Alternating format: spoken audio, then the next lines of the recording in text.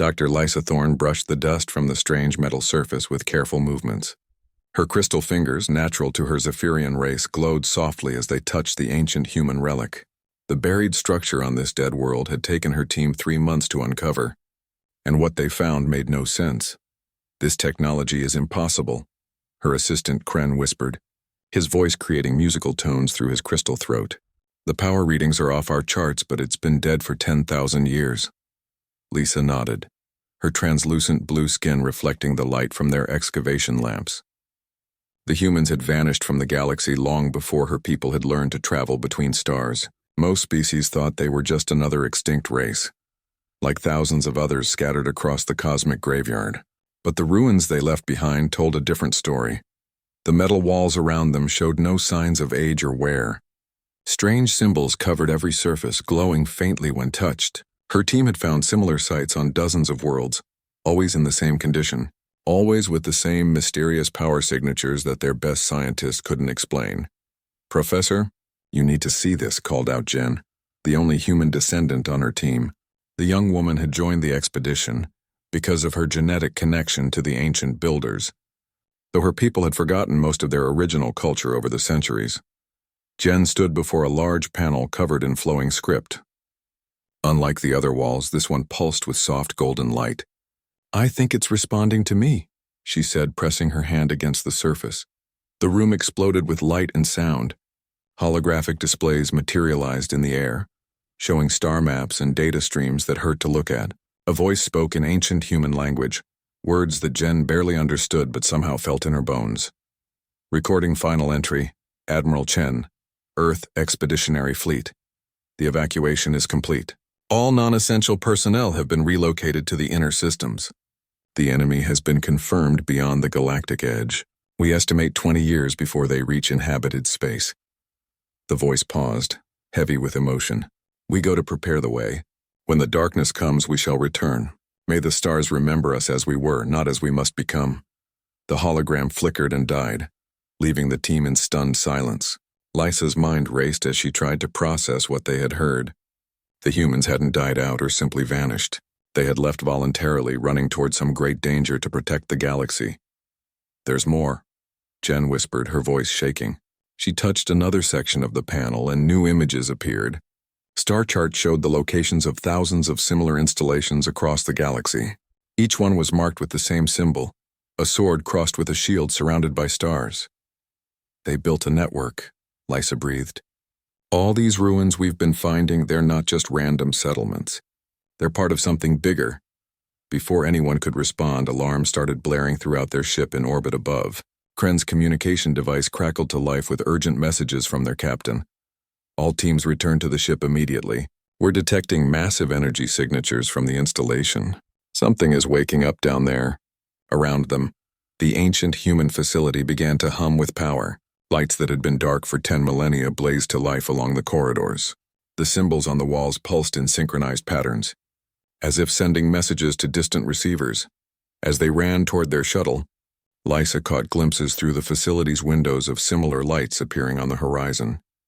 Other human installations across the planet were awakening after centuries of sleep. The implications terrified her. Meanwhile, 3,000 light-years away, Admiral Keth 9 of the Corvin Imperial Fleet received reports that made him question his officers' sanity. Human ruins across 7 star systems had suddenly come online, broadcasting signals that were drowning out all other communications in the sector. The Corvin were a proud warrior race, with thick gray skin and 4 powerful arms that made them excellent soldiers. Keth 9 had conquered dozens of worlds for the Empire, but the readings his science officers showed him defied everything he knew about technology. "Sir, the power output from these installations is impossible," reported his chief engineer, all 4 of her arms gesturing wildly at the data screens. "A single human ruin is generating more energy than our entire battle fleet, and they're all networked together, sending coordinated signals toward the galactic edge." Keth 9 studied the tactical displays with growing unease. The Corvin Empire controlled this sector of space, but they had always been careful to avoid the human ruins. Ancient warnings in their military codes advised against disturbing the sleeping installations, though no one remembered why. "What are they broadcasting?" he demanded. "We can't translate most of it, sir," But our computers have identified some repeated phrases. Perimeter established. Sensors active. All stations report ready. It sounds like a military network preparing for battle. The Admiral's four hands clenched into fists. If the long-dead humans had somehow returned, it would upset the balance of power that had kept peace in the galaxy for 1,000 years. The Corvan Empire, the Zephyrian Federation, and the Nexari Collective had divided the galaxy between them after the humans vanished. None of them would welcome a fourth power, especially one with technology that made their own look primitive. Sir, another officer burst onto the bridge, his gray skin pale with fear. Long-range sensors are detecting gravitational anomalies at the galaxy's edge. Massive objects moving at significant sublight speed toward the inner systems. Keth 9 felt his blood turn cold. The ancient warnings in his people's military archives suddenly made terrible sense. The humans hadn't just vanished randomly. They had been preparing for something, and now that something was coming home. On the other side of the galaxy, the Nexari Collective's central processing nodes buzzed with confused calculations. The Nexari were a hive mind, billions of insect-like beings sharing thoughts through quantum entanglement. They processed information faster than any other known species, but what they were detecting made no logical sense. Queen Node Prima struggled to understand the data flooding in from across their territory. Human installations that had been cataloged as dead archaeological sites were suddenly online and actively scanning space. The power signatures were beyond anything in their databases. But what disturbed the collective most was that some of the signals seemed to be scanning them. Ancient human sensors were examining Nexari ships and colonies with an intensity that felt invasive. It was as if something was taking inventory, checking to see what had changed in the galaxy during its long absence. The three great powers of the galaxy began to mobilize their fleets, not knowing what they were preparing to face. Emergency sessions of the Galactic Council were called as reports poured in from every corner of civilized space. Human technology was awakening everywhere, and with it came the growing certainty that humanity had not simply vanished. They had been preparing for war. Deep in space, ancient monitoring stations that had watched the void between galaxies for 10,000 years finally detected what they had been built to find. The enemy was returning just as the humans had predicted. But this time, they would not face the darkness alone. The galaxy's long peace was about to end, and few of its current inhabitants understood what was coming. The humans had tried to spare them this knowledge, but now there was no choice. The children of Earth were coming home, and they were bringing the war with them. As night fell on 1,000 worlds, beings across the galaxy looked up at the stars and felt a chill they couldn't explain.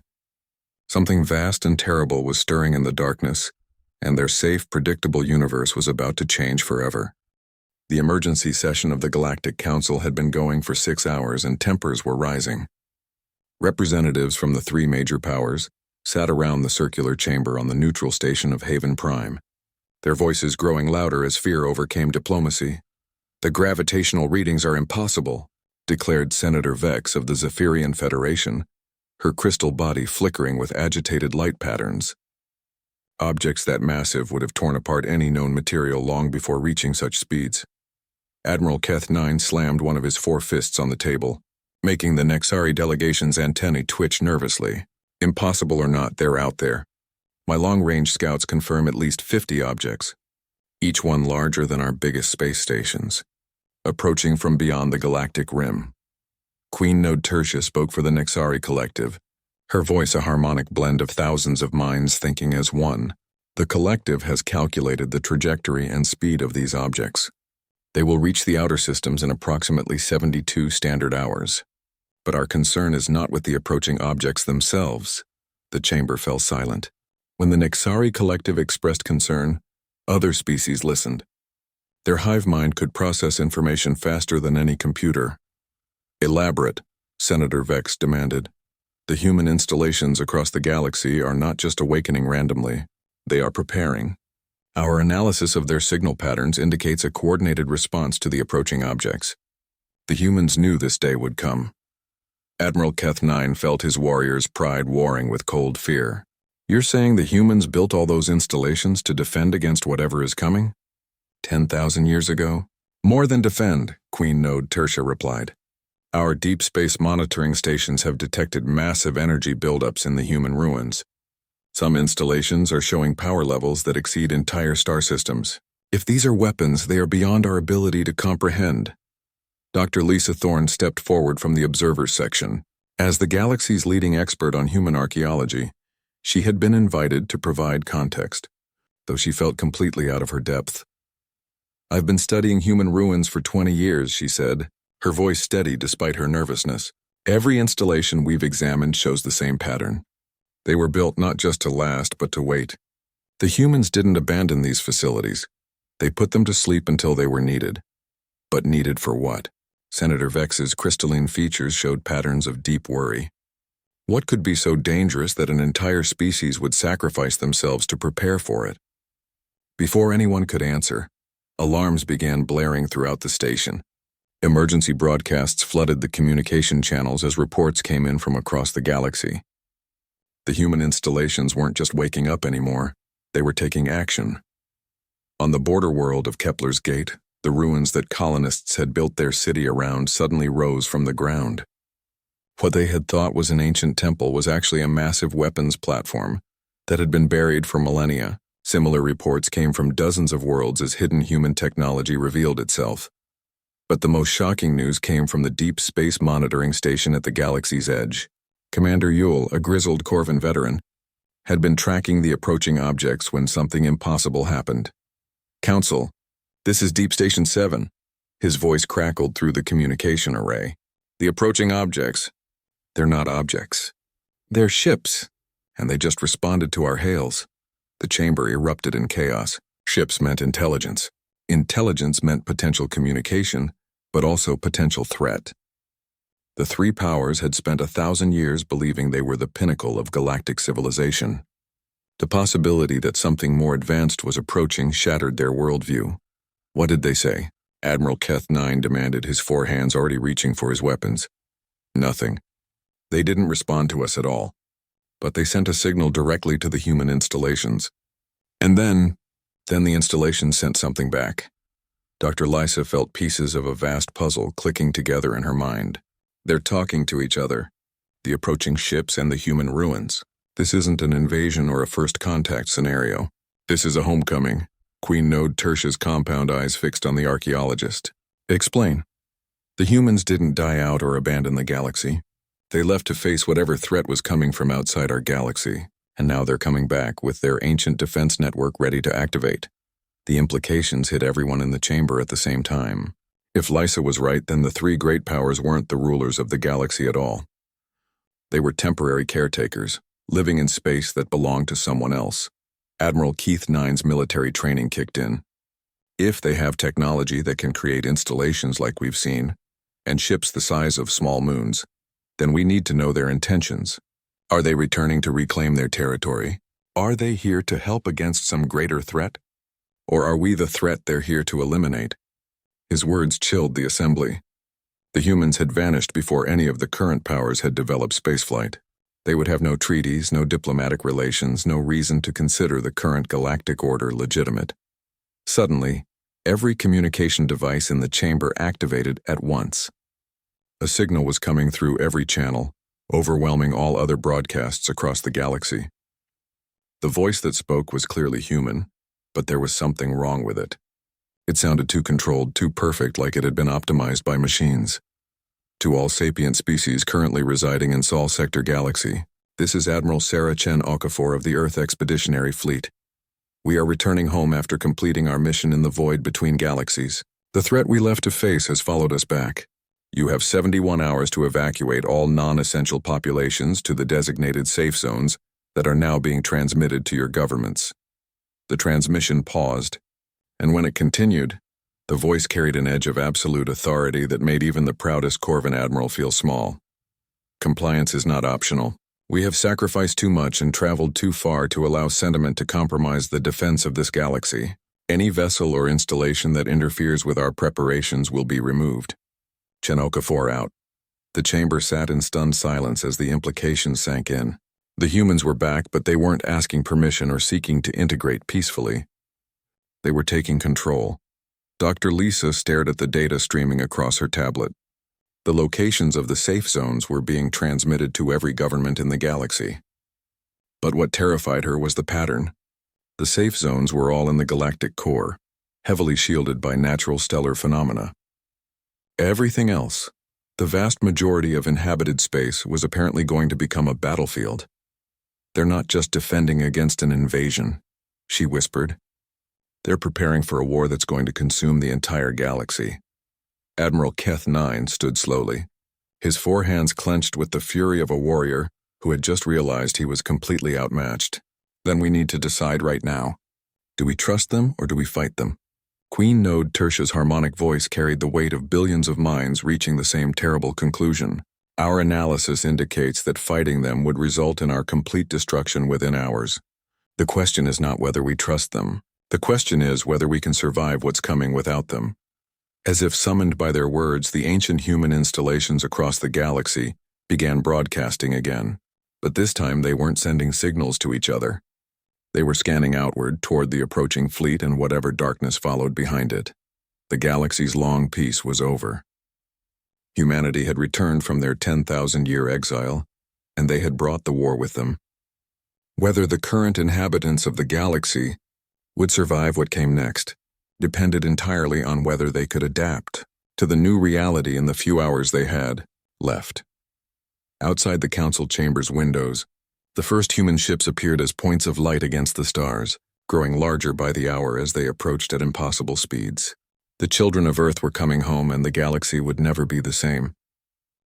Captain Sarah Chen Okafor stood on the bridge of the dreadnought Remembrance, watching the galaxy of her ancestors grow larger through the view screen. The ship was 3 kilometers long and had been her home for the past 1,000 years, as it had been for her mother and her grandmother, and 28 generations before them. Admiral called her tactical officer, a woman whose pale skin and modified eyes marked her as third-generation Voidborn. Long-range sensors confirm the evacuation is proceeding faster than expected. "The Corvin Empire has actually exceeded our timeline by 12%. Sarah nodded, though she felt no satisfaction. The current inhabitants of the galaxy were being surprisingly cooperative, but that wouldn't last once they understood what was coming. Status report on the perimeter grid? 87% of installations are online and fully charged. The remaining 13% are cycling through startup procedures. Estimated time to full readiness, 14 hours. Sarah looked at the tactical display showing the positions of her fleet. 51 ships, each one a mobile fortress carrying enough firepower to crack planets. Behind them, hidden in the dark between galaxies, something far worse was following their trail home. She touched the memorial wall beside her command chair, running her fingers over names carved in metal that had been forged in the heart of a dying star. Billions of names. Every human who had died in the Long War, fighting creatures that most species couldn't even imagine. Communications. Open a channel to the lead Nexari vessel.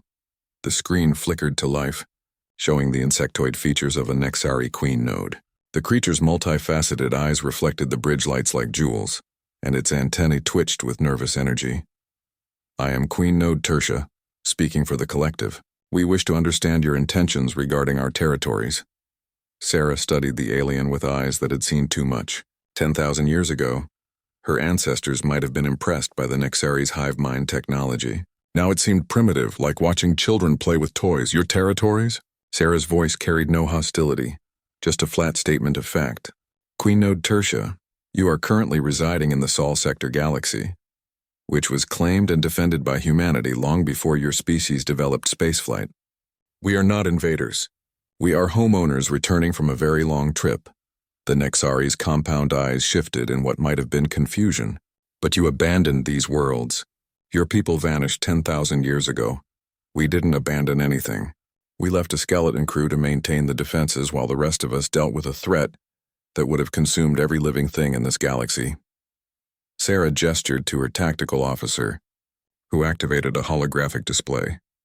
The image showed the galaxy as it was now, peaceful and divided between the 3 major powers. Then it shifted, showing the same galaxy with vast sections marked in red. "This is what your galaxy would have looked like if we hadn't intervened. The Devourers don't negotiate. They don't trade, and they don't coexist. They consume everything in their path to fuel their expansion. We've spent 10 millennia fighting them in the void, keeping them away from inhabited space.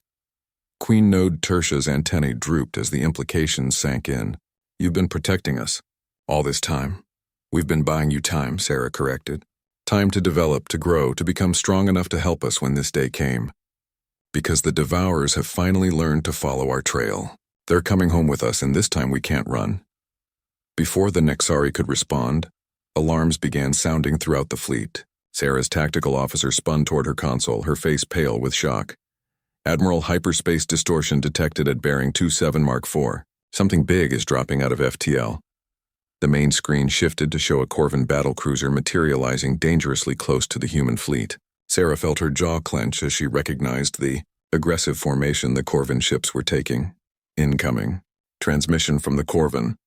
Vessel, her communications officer reported. Put them through.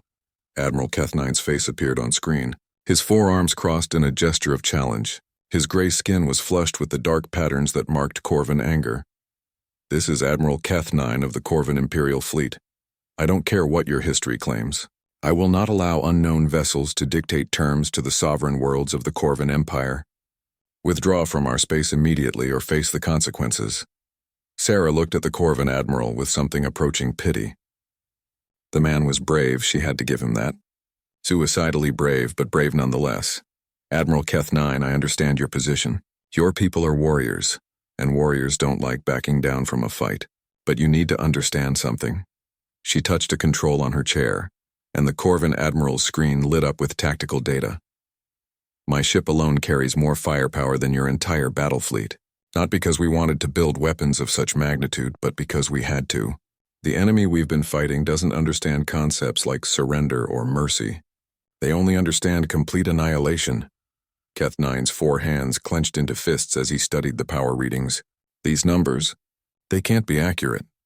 Admiral, in the past 10,000 years, my people have fought battles that would make your worst nightmares seem like pleasant dreams. We've watched entire star systems die. We've seen species that made the current galactic powers look primitive, get consumed by things that shouldn't exist. We became what we needed to become to survive. Sarah stood up, and for the first time the Corvin Admiral saw her clearly. She was tall and lean, with cybernetic implants covering half her face and arms that ended in mechanical hands designed for war. Scars covered every visible inch of her skin, and her eyes held a darkness that spoke of unimaginable loss. We didn't want to become this, but the alternative was letting everything die. So we made a choice. We became monsters so that others could remain human. The bridge of the remembrance fell silent as her words echoed across the communication channels. Even Queen Node Tertia's constant mental chatter seemed to pause as the weight of humanity's sacrifice became clear. Keth9's warrior pride warred with his tactical sense. Everything his sensors told him suggested that fighting these humans would be suicide. But backing down from a challenge went against every instinct his people had. Prove it, he said finally. If you're really here to protect us, prove that your weapons can do what you claim. Sarah nodded slowly. She had expected this. Warriors needed to see strength before they would accept leadership. Tactical. Select target asteroid 7749 Delta. Minimum power setting. Admiral, minimum power might still do it. The remembrance turned slightly, bringing its main weapon to bear on a small asteroid roughly 50 kilometers across. For a moment, nothing seemed to happen. Then a beam of pure energy, invisible to the naked eye, reached out across space and touched the asteroid. The result was instantaneous. The asteroid didn't just explode, it ceased to exist. Where there had been solid rock and metal, there was now only empty space and a fading cloud of elementary particles. Admiral Keth9 stared at the empty space where the asteroid had been, his 4 hands shaking slightly. His tactical officers were shouting numbers at him, power readings that made no sense, energy levels that should have been impossible. How? He whispered. 10,000 years of constant warfare, Sarah replied. 10,000 years of having to become better, faster, and more deadly than anything the universe could throw at us. This is what survival looks like when the alternative is extinction. Queen Node Tertia's voice carried a note of awe that the hive mind rarely expressed. You've transcended your original nature entirely.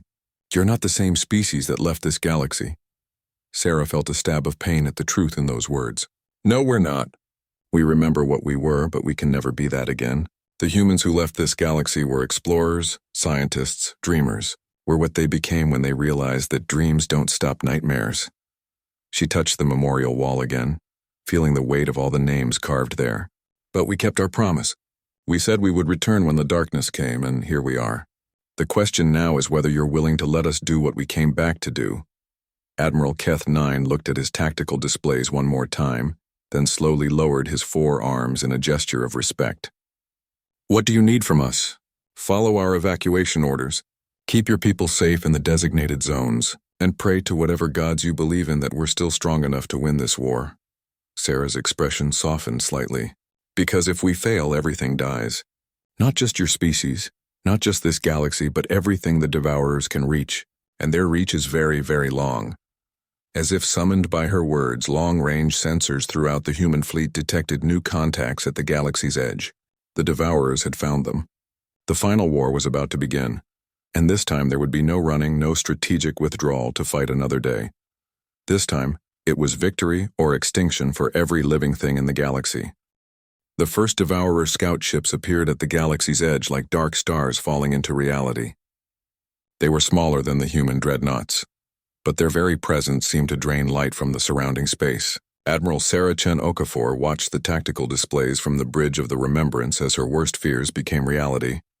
Contact bearing 77 Mark III, reported her tactical officer. Energy signature matches Devourer scout class. They're scanning our perimeter installations. Sarah felt the familiar cold that had lived in her chest for 10,000 years. How many? 12 scouts confirmed, Admiral. The officer's voice hesitated. Long-range sensors are detecting massive hyperspace distortions behind them. The main swarm is coming. Around the galaxy, the ancient human defense grid came fully online. Installations that had slept for millennia awakened with power levels that made nearby stars seem dim. Weapons that could crack continents charged their firing chambers, while shields that could deflect solar flares activated around populated worlds. Dr. Lisa Thorne stood in the observation deck of Haven Prime Station, watching the impossible display of force that humanity had left sleeping in their galaxy. The crystalline archaeologist had spent her life studying human ruins, but seeing them active was beyond anything she had imagined. The power readings are impossible, whispered her assistant Kren, his crystal body flickering with patterns of fear and awe. A single human installation is drawing more energy than our entire home system produces. Through the station's windows, they could see the nearest human defensive platform rising from what they had thought was a dead moon. The moon was actually a weapon the size of a small planet, its surface opening like a flower to reveal the business end of something that defied description. Queen Node. Tertia materialized beside them, her insectoid form moving with the nervous energy of a hive mind, processing too much information at once. The collective has calculated the defensive grid's capabilities. If these readings are accurate, humanity could defend this galaxy against threats we cannot even imagine. Then why do I get the feeling we're still in terrible danger? Lysa asked. Her question was answered by an emergency broadcast that filled every communication channel in the galaxy. Admiral Chen Okafor's voice carried across space with the weight of absolute authority. All civilian populations must evacuate to the designated safe zones immediately. This is not a drill. The Devourers have arrived, and the outer perimeter is about to become a combat zone. Any vessel that remains in the engagement areas will be considered acceptable losses. The last phrase sent chills through every listener. Acceptable losses. The humans weren't just protecting the galaxy. They were prepared to sacrifice parts of it to ensure victory. Admiral Keth 9 received the transmission aboard his flagship, the Iron Fist. The proud Corvin warrior felt his 4 hands clench as he realized what the humans meant. They would destroy entire star systems if necessary to stop the Devourers. Sir, his tactical officer reported, the human fleet is moving to intercept the scout ships. Their formation? It's like nothing in our military databases. Keth 9 studied the tactical display and felt his warrior's instincts recoil. The human ships weren't arranging themselves for a conventional battle. They were spreading out in a pattern that suggested they expected to fight while taking massive casualties. This wasn't a formation designed to win with minimal losses, and it was designed to ensure that victory was achieved regardless of cost. The first contact came when a Devourer scout ship attempted to scan a human installation on the edge of the Corvin territory. The installation's response was immediate and devastating. A beam of energy that bent space itself reached out and simply erased the scout ship from existence. But instead of retreating, the remaining Devourer scouts began to change. Their hulls rippled and flowed like liquid metal, growing larger as they absorbed matter from the surrounding space. Within minutes, each scout had doubled in size and begun splitting into multiple vessels. "They're replicating," Sarah Chen Okafor observed grimly. "Just like before. Tactical. Activate Perimeter Protocol 7. Across the galaxy, every human installation began firing at once.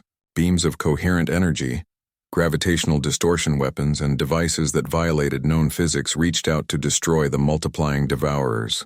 The light show was visible from dozens of star systems as humanity's defensive grid revealed its true power. But even as the scouts died, more Devourers began emerging from hyperspace. These weren't scouts, they were harvester ships, each one the size of a small moon and covered in tentacle-like appendages that could drain the life from entire worlds. Commander Elena Vasquez, Sarah's second-in-command, watched the tactical display with the cold calculation of someone who had seen this battle fought 1,000 times before.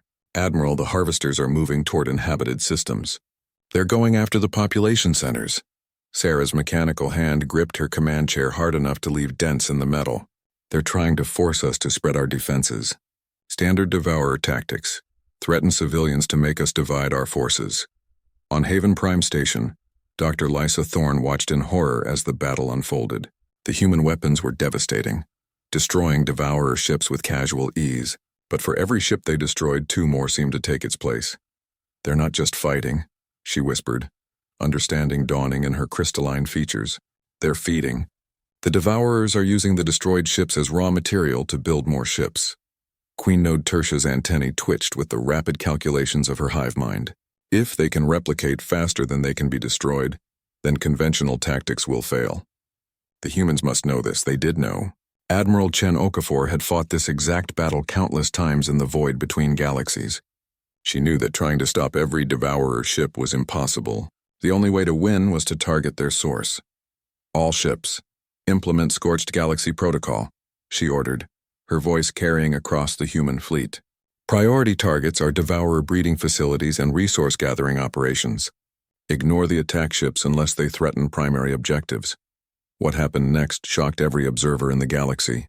The human fleet stopped trying to protect every world, and instead began systematically destroying anything the Devourers could use as raw material. Asteroid fields were vaporized. Dead worlds were cracked open to deny their mineral wealth.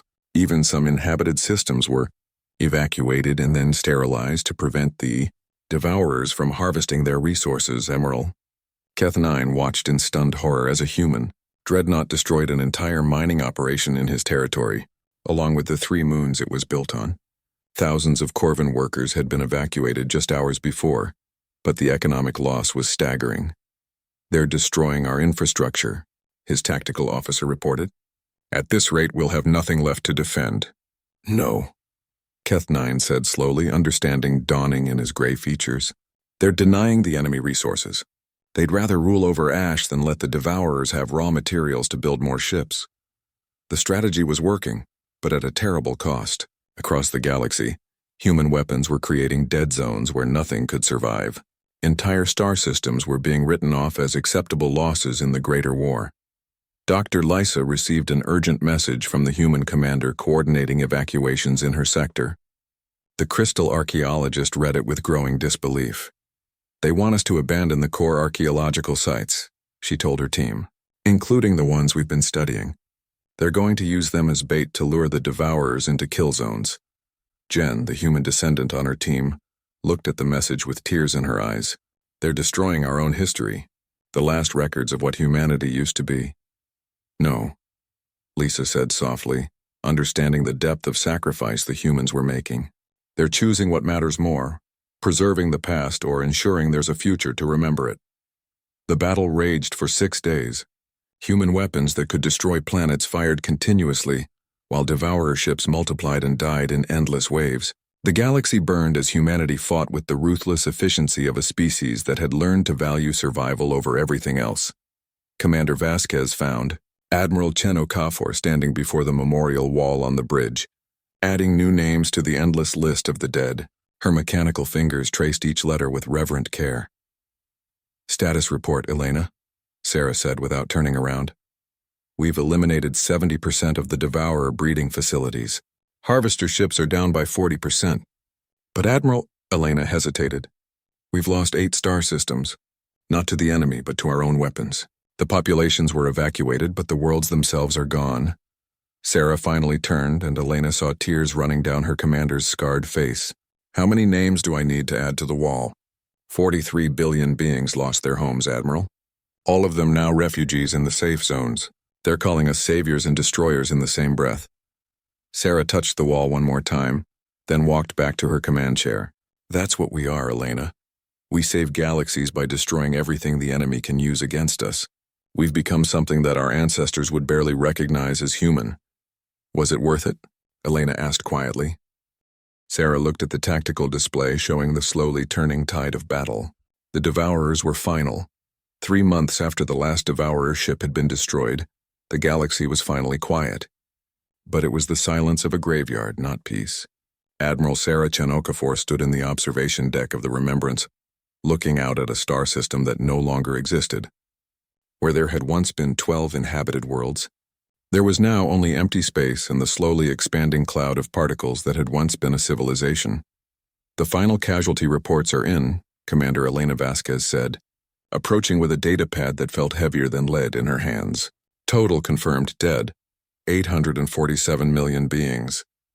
Total displaced populations, 93 billion. Habitable worlds destroyed, 412. Sarah didn't turn from the window. "And Devourer casualties?" "Complete annihilation.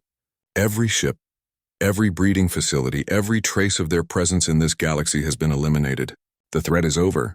At what cost?" Sarah's reflection in the transparent aluminum looked older than her 200 years, aged by the weight of decisions that would haunt her forever. Elena set down the data pad. "Admiral, we saved the galaxy.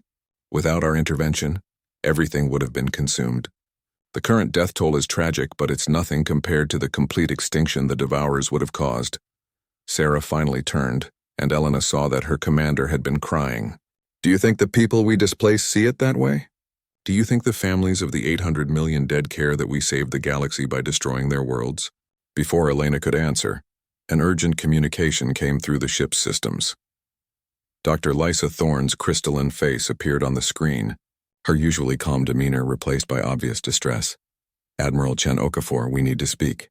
There's something happening on the refugee worlds that you need to know about." Sarah composed herself, wiping away the tears and returning to the cold efficiency that had kept her people alive for 10 millennia. "Explain. The refugee populations are organizing, not just for basic survival but politically. They're calling themselves the Coalition of the Displaced, and they're demanding representation in whatever government emerges from this crisis." Elena frowned. "That's to be expected. Refugee populations always organize eventually." "No, you don't understand," Lisa continued. "They're not just organizing for aid or resettlement. They're questioning humanity's right to make unilateral decisions about the galaxy. They want a voice in how this space is governed going forward." Sarah felt a familiar coldness settle in her chest. Her people had spent 10,000 years learning that democracy was a luxury that couldn't be afforded in wartime. Quick decisions and absolute authority were what had kept them alive. "The Galactic Council has called an emergency session," Lysa said. "They want to discuss the post-war political structure. Admiral, they want you there to answer for the decisions made during the battle." "Answer for them?" Elena's voice carried a dangerous edge. "We saved every living thing in this galaxy." "Yes, but we also destroyed their way of life," Sarah said quietly. "And now they want to know what happens next." The emergency session was held on Haven Prime Station, in a chamber that had been hastily expanded to accommodate representatives from dozens of refugee populations. Sarah entered the chamber to find herself facing not just the traditional 3 powers of the galaxy, but hundreds of smaller groups that had never had a voice before. Senator Vex of the Zephyrian Federation spoke first, her crystalline body flickering with controlled anger. "Admiral Chen Okafor, the Zephyrian Federation acknowledges that humanity saved us from extinction. But in doing so, you've also demonstrated a willingness to make decisions that affect billions of lives without consultation or consent." Admiral Keth 9 leaned forward, His forearms crossed in a gesture that was becoming familiar. The Corvan Empire has always respected strength, and your strength is undeniable.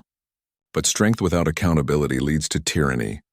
Queen Node Tertia's compound eyes reflected the chamber's lights as she spoke for the Nexari Collective. The hive mind has calculated the probabilities. If humanity continues to make unilateral decisions about galactic affairs, conflict is inevitable. Not today. Perhaps not for generations, but eventually. Sarah looked around the chamber at the hundreds of faces staring back at her. Some showed gratitude, others fear, and many showed something that chilled her more than either expectation. They expected her to solve their problems, to make the hard decisions, to be the guardian they could blame when things went wrong. "What exactly are you proposing?" she asked. A new voice spoke from the refugee section. It belonged to Jen, the human descendant who had been part of Dr. Lysa's archaeological team. The young woman stood nervously, clearly overwhelmed by the magnitude of the moment. "We propose a new kind of government," she said, "one where humanity's military expertise is balanced by representation from all the galaxy's peoples. You've proven you can protect us, but protection without consent is just another form of conquest." Sarah felt something break inside her chest. Here was a descendant of her own people, someone who carried human DNA, telling her that humanity's sacrifice hadn't earned them the right to make decisions for others. "Do you have any idea what we gave up to save you?" Sarah's voice was quiet, but it carried the weight of 10,000 years of war. "Do you know what we became to ensure your survival?" She gestured to her mechanical arms, her scarred face, her modified body that was more machine than flesh. "This is what it cost to be strong enough to protect you. We sacrificed our humanity so that others could keep theirs. And now you want to tell us how to use the power we paid for with everything we were?"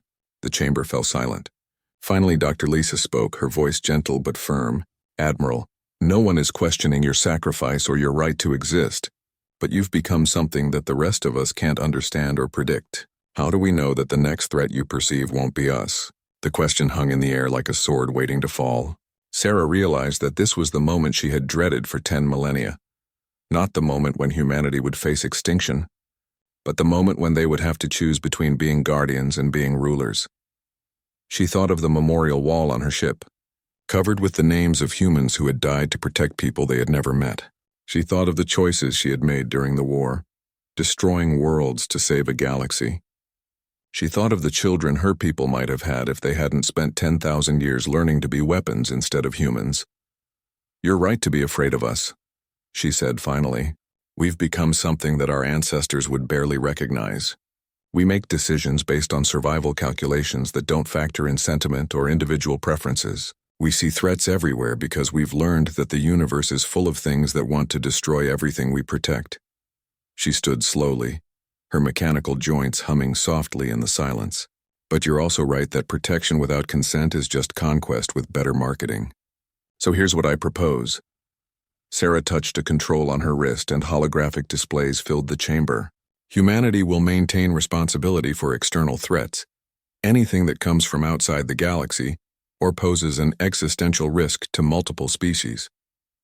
We've proven we're good at that, but internal governance, trade disputes, territorial boundaries, resource allocation, that will be managed by a council with representation from every inhabited system." Admiral Keth 9 leaned forward. "And if the council makes decisions that humanity disagrees with?" "Then we'll disagree and make our case like anyone else, unless the decision threatens the survival of the galaxy, in which case we reserve the right to act unilaterally." Sarah's expression was grim. "I won't apologize for that. The universe has taught us that some threats don't leave time for committee discussions." Queen Node Tertia's antennae twitched as her hive mind processed the proposal. "You would voluntarily limit your own power? We would voluntarily accept responsibility without authority for everything, except the most critical threats. It's not a limitation, it's a division of labor. You handle the day-to-day governance of a peaceful galaxy. We handle the nightmares that might end it." Senator Vex's crystal body flickered with patterns of cautious hope.